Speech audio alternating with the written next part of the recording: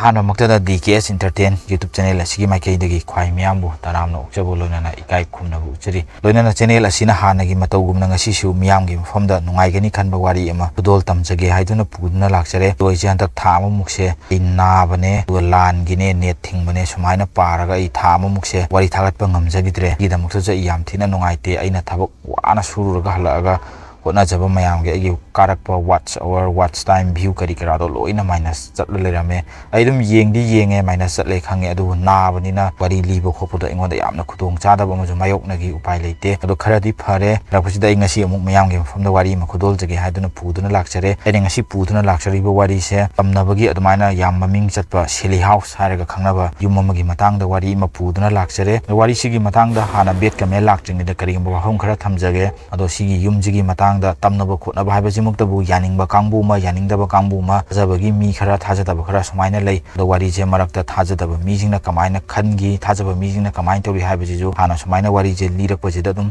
chawrakna panjaramage bet kamen gyan ta de khote haibina chingbodo tanabagi damakta sumaina tawdana sigi Sellie House hairi be yumje sok lising amaga chanipan gi matamjida sagibe yum amane sigi yumje matamdugi oina yamna maming chatpa Dr. Charles Finney haraga khangnaba sigi Dr. jigi leinaba yum am oina sagibe yum amane sumaina Dr. Finney jina magi yumjida ana layengbam ana bagi operation tawbam hidak langthak thambam sumaina room je masa khaina magi ground floor jida sumaina thamme aduga magi first floor mathak sidana magi macha magi nupi angang leibam sumaina toroga semaga thamme Dr. Finney jina aduna yumje yam magi family jigi oina di yam thina chinba yum am oi di makhagi ka ngai do magi doctor gi magi kari kara patient ngai oina reserve oina akhanna thamgrabane do sumaina Dr. Finney jina magi yumjida ana layengba kari kara tawbuji hore sumaina horokpa tungjida noma yam thajadana jahi nauriba nupi macha ma Sellie kawe sigi nupi macha jigi mamingje Sellie haina kawbu nupi macha jigi mama jina Sellie je puraga Dr. Finney gi yumjida akhatna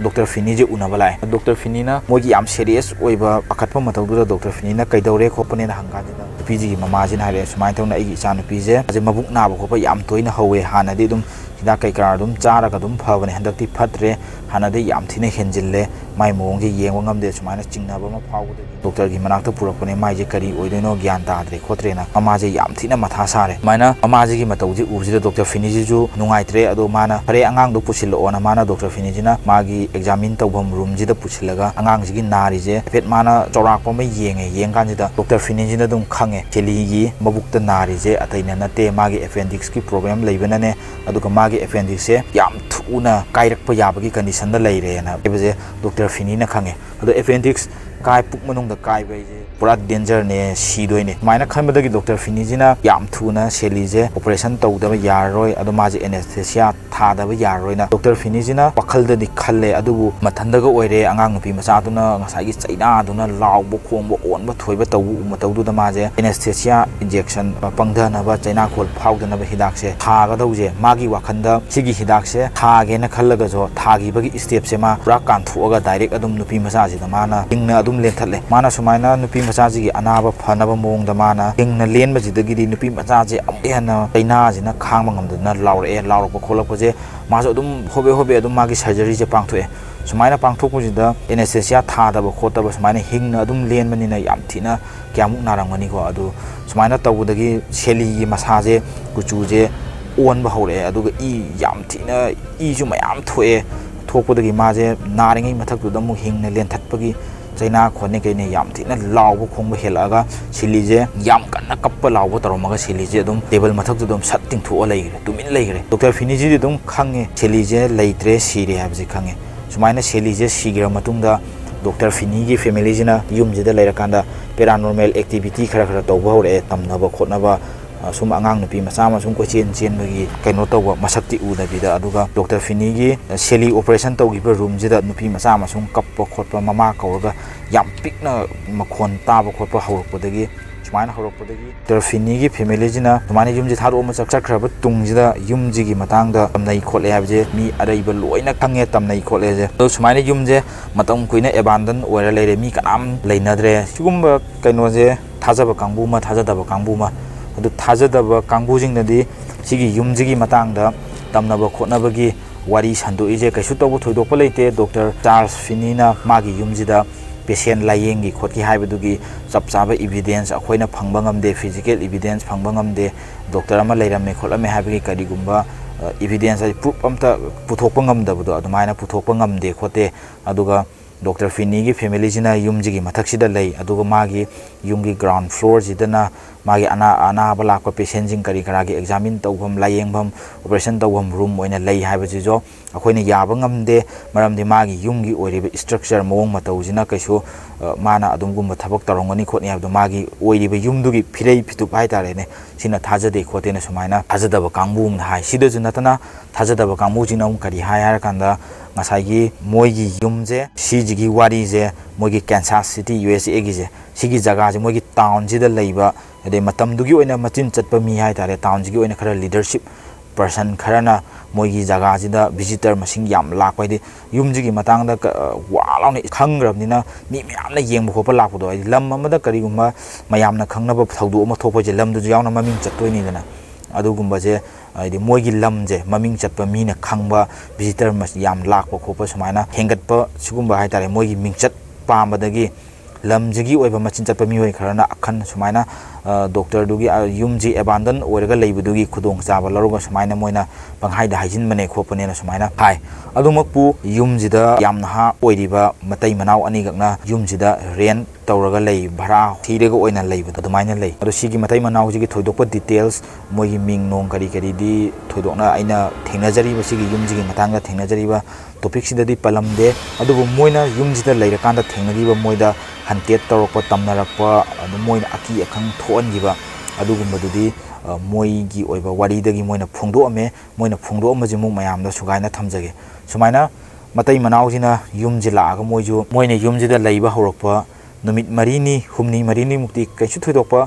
कईमता कइनो तरमदे अदुगा नोंग मतै मनावजिना लैरिङै तंजाजिदा मोइगी हुइमा पुरे मोइ मतै मनावजिना हुइमा पुरे मोइगी हुइजिना मोइ ngसाइगी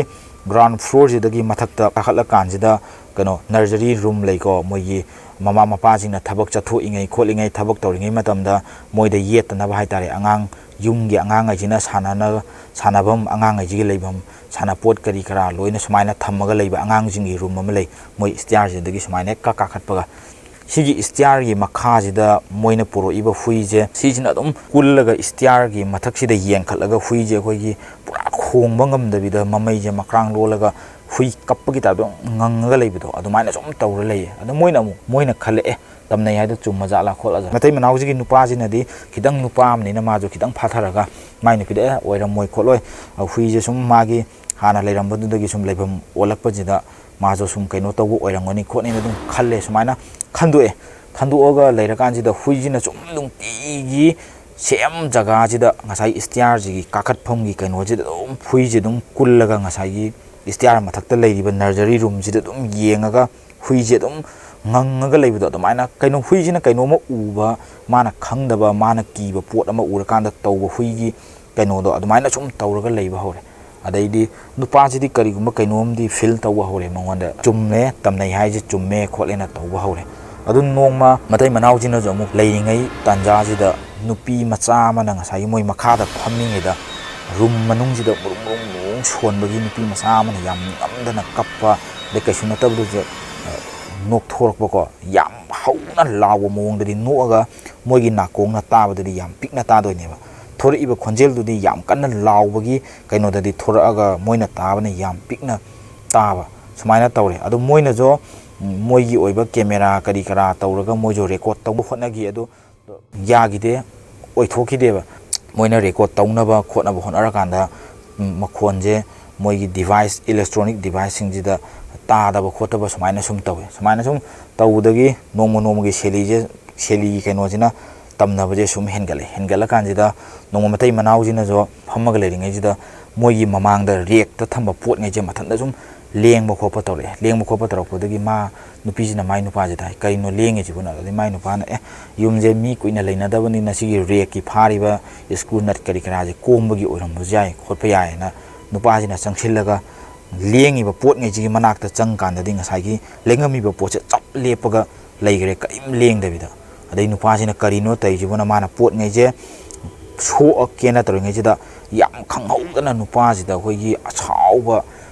mi amana sathina khujin kholakpado adugi fil chaina je mangonda phauje maje laure chen thora kan je mai nupi ne kaidore na kan nupa dona aingonda kaino ma khot khre nang uhogdor nupi na karimta ude kaim leite nang na poto lenge na manak ta changu bani na ai imang da karim tu ude nang ju karim ude kamai kholino na moina phuriche loktho ga yeng kan da de sathina ga khoi mi na yam chawning na khot pagi khujin mami je nupa ji gi mathaba mai pukki saruk si ta lerame sumaina tawudagi moije kire nomajo moigi basement jida makhol ama chung thoe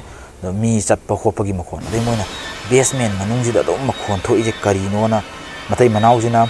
basement jida kumdhara ga yeng kan je light nong amta yaramdre na moina torch light ama pairaga basement jida kumdhara ga yeng kan jida karim leiramdre matai manau je esidi karim ta leite na moina basement jida kummaga sum kachin ko yado light kapaga yeng ei timing jida basement gi mathakta siri ubaki mathak sida ko ina mi chatpagi makhon tai adai mi chatpai makhon je moina sum nongkhatlaga yenge ko chatpagi maram je khangi dana sum nongkhatlaga yeng kan jida ngasai gi ubak ta chatliba mi ma chatpagi makhon je duk chatpa je basement gi kumbam stair rom da sum nakchilaga chapli khreba adai matai manau ji yam thina kiudagi moina stair jida kakhat ke na trokan je mi ama kumakpagi chamil di moida phangaga kuma iji karino di moida uba phangdre sumaina tawudagi mabani je kidana chenkhala moje karim haidre machang iji karim khangande adu khanganda bida tumina leire aduga nongmajo mai nupa jena sumaina phamming ejida moigi thungim pan changbam tumbam gi thong maya jida angang nupi macha ma tubat long chat khibai mami je tare tabdai mai nupa jena karino na majo kiraga jo kaido doino do khoi kimallaga jo yengning bama phawdo adumaina nupa jina thoga yeng kan da karim ta leiramda kan da mana kumdharaga yenge makha je da karim leitre aduga ngasai gi room manung je ma ngasai stair ka bam mathak se sigi stair ji da karigumma ma lepaga leibagi feel di mangonda phawre kaino ma lepaga lei ha mamit na di udabi da mangonda kaino ma phawhan bado adumaina phawalaga nupi macha jina yam piknam mama na kौबगी खंजेल जे तारे दुगु मुरुंग सोनबा mummy one का तुक लाउना चतखिबा कोखिबा सुमाइना नोंग नोमगी तमथिबा हेलकपदगी मोइगी मतै मनाउ जिना जो सिगी yum जे थादोगा चतखरे अदु Moina थादोकपगी timing मतम जे चपचाबे exact पलमदे अदुगा सिगी मतुंगदा yum जिगी मतंगदा थिजिनबा मी खरा थोरे paranormal activity paranormal Hunter कांगबु जिना yum जिदा मोइना इलेक्ट्रॉनिक डिवाइस करी खरा मयाम पुरोगा सिगी मीजिंग जिना मुजुम जिदा कैमरा जे तोंगान बा कंपनी की कैमरा मोइगी मतम दुगी ओइना ख्वाइदगी चौखटलबा हाइतारे अदुगुम कैमरा जिंग थेतना खोतना साउंड रिकॉर्डिंग मशीन याम अपिकबा साउंड बाउदो रिकॉर्ड तगुंगम मशीन करी खरा जे लोइना मोइना थेतना मोइना चप चाबा yum जिगी मतंगदा यानिंगबा कांगबु यानिंगदबा कांगबुना ngangnariba tamnai natraga tamnadena tawrije sigi chapchaba proof puthoknaba moina yam kan honar kanjida moina ngasagi yumjida lakpa matamna moigi camera gi battery kari kara mayam je loina moi full charge toksilaga puraga lae karimta problem leite yumjida changdingi matamda jo moina yumje changba harakana moi edum video recording tawrini karimta tawde go moigi tongana extra battery purokpa kholakpa mayam je karim tawde adu yumjida moina thelaga kholaga moina monitoring tawringai matamjida chap manaba timing amada ayuk adi numidang wairam de ahing sigumba chap manaba matam khara da camera gi function ngai je chap lepaga ju sauraga leiraga sumaina minute khara sumaina taruga mu bak ek yaba sumaina tawuje dungti gi sum toksila pudagi moina check tarokan ji da karimta tawramdre karim tawde de moji khale camera je karimta ju tawde magi Sellie gi thawai je tamnari yum ji da tamnari thawai ji gi magi shakti jine henman badagi camera ngai je mathau lepo olamju yai khotpa yai na moina sumaina khallaga moina camera ngai je ting amuk moina fajana amuk kaino taroga mu fitting tawrakan jida akhana na amuk upgrade to kholpa machine khuju khlai khara amuk taroga moina thet pa harakan jida maram cha dana camera je mange thiba phangre camera mari jigi manung da ama mange thiba kaim phangre mi kanam sang khujuna te moi gatang dani leiri je thiba phangre sumaina tawudagi moina camera ngai jo mathanda dum shut down taw lerame moina ekarino battery je yadra jala battery mai charge yaudra jala na moina yenge battery je charge amta yaudabudagi moina ngasai puraga lakpa full charge loina full charge tawraga thamiba battery ngai je camera ngai happaga footage record tawgena tawrakanjida amatta yadre moigi sound recording kari khara machine mayamje amatta yadre adubu yamna keno short oiba mami sengpataba record macha macha footage kharadi moina clip tawba ngamhawe adubu sigi clip singde aina aigi sigi video sida hapadudi copyright kari gumba lakpazu yai mamang doju sumaina lakpa yaugi adu mi ayamagi YouTube channel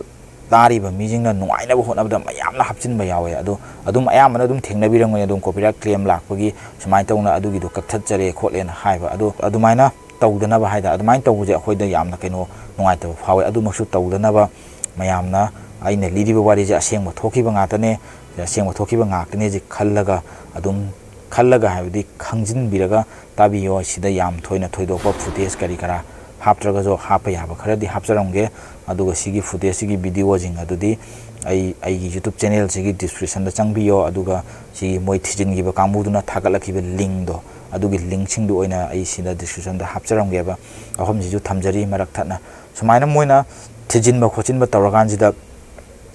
moida dum ngasagi nupi masamna murung shonba sumaina tawbagi pochai maram chadana lengakpa kholakpa tawbagi moida kainodi amna phange paranormal activity kambu sida adubu moina record tawbudabu poto amta yadramina upai leite adu sumaina tawna moina basement jida changaga moina check tawkan jida moina sumaina basement kuminge jida ngasagi sematai manawdu da tawgiba thawdok tumaina basement gi kaino mathak sida dung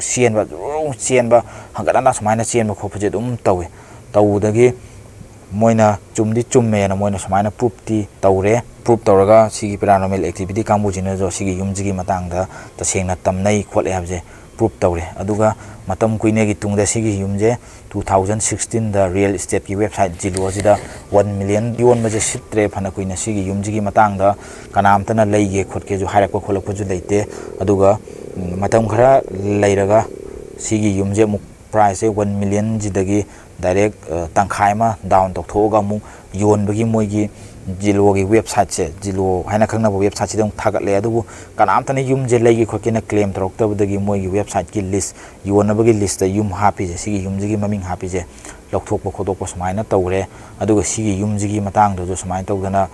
web series khara thokpa ju lei ado Sellie ni attack tawuje nupi aduga angang ngade thoidone attack tawde Sellie gi thawai jine attack tawrije nupa ngak oi mana kihanba kahena kihanba khanganba tawrije Sellie na tawrije nupa ngak da yam oi sigi maramje mayam sum mod amagi mayam gi mod amagi matung ina Sellie jina hingai matamda mala khwaidagi iroi loiba mana urije nupa ne mana uri aduju mana China fawringai matamda amukene hena China piba aidi hingna ngasai doctor finina yam thuna kaino mana jo afaba khongthang ama oina lokhot abo nabada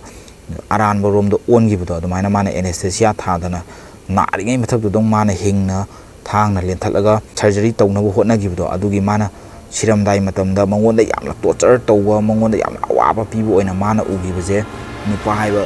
kangrup sine aduna mana nupa ngajida sawodagi pendabadagi mana nupa ngajida atamna khallaga mana attack tawba khopa orangani haina jo sumaina thajane sigi matungina Sellie thawaije nupa jingbu uba yadaba nupa da asawa pokpa the man hating ghost hairaga ju khangnai adu sumaina sigi matungda 1990 dagi sigi yumje paranormal investigator singjigi investigate tawbam adai television show jingi sighting ama oina mayamna khangnare adu sigi yumjigi matangda 2006 da a hunting kawba moigi series amaju puthoe adu 2013 dana paranormal witness na chingba sumaina sina chingba moigi web series khara puthokre sigi yumjigi matangda adu wari je yam kuina liru dabaga sina ahan bane tamnabagi wari libje aduna kitang crime gi sum lira lakpina crime gi da kitang haye drakanda hantet ki mu libje ingonda khara kaino madi phawe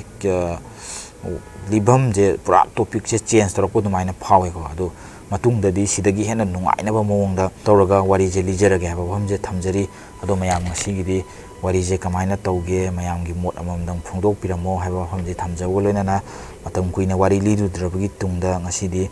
wari je lijare haiba bam je thamjago loinana mathangda aina mamang thakta panjagiba Thailand gi angang pharaga chaba sikwe haraga khangnaba nupadugi wari je ai puraga lakjage wari je ithokpa loiraga leirabane ado yam athubi da wari je amu puraga laksage ba hamje thamjago loinana ꯃꯁꯤꯒꯤꯗꯤ ꯃꯌꯥꯝ ꯀꯥꯏꯅꯔꯁꯤ